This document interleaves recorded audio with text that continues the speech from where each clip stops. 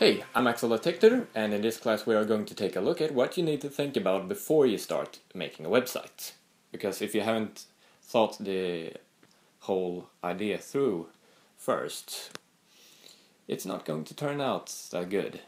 So these are the things you need to think about and know before you start actually coding and creating your website. So the first thing is, who are you making the site for? Who is your customer? Is it a company, an organization, or an individual? Secondly, what is the image of that customer and how does the customer want to be seen? What is the target audience? Youths, adults, men, women, people from a certain area or cultures? Does the customer want to be perceived as playful, elegant, traditional, or modern? Think roughly about the style of your site.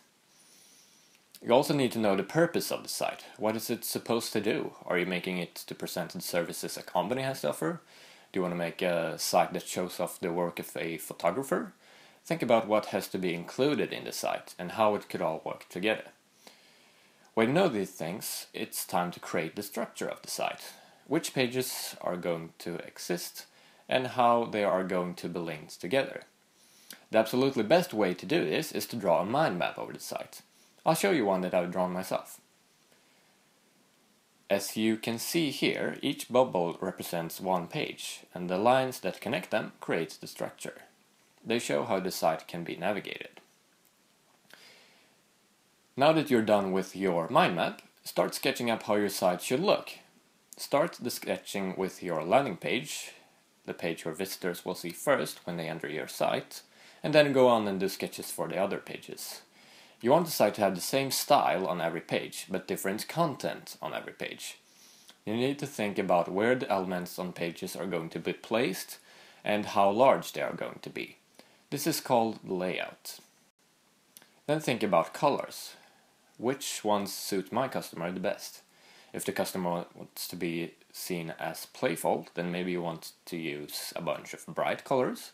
Or if the customer is more elegant, maybe you just use black, white, and an accent color. You should decide on an exact set of colors that fits together. Don't just say, oh, I'll just use blue and green. You have to decide exactly which blue and which green you are going to use. Exact colors are commonly described with so-called hexadecimal numbers, which look like this. A really great tool for finding colors that fit together is Adobe Cooler, which you can find over here.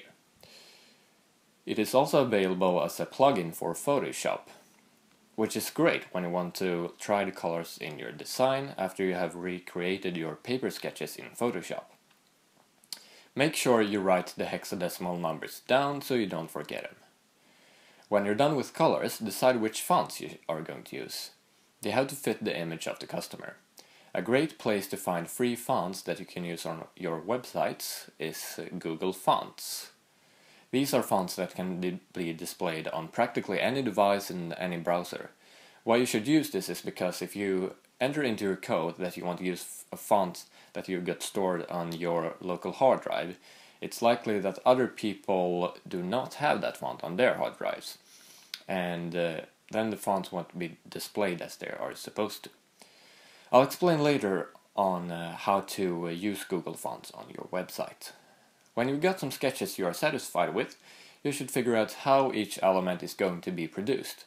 Since HTML is only capable of creating simple text, everything graphical needs to be done in Photoshop or a similar program.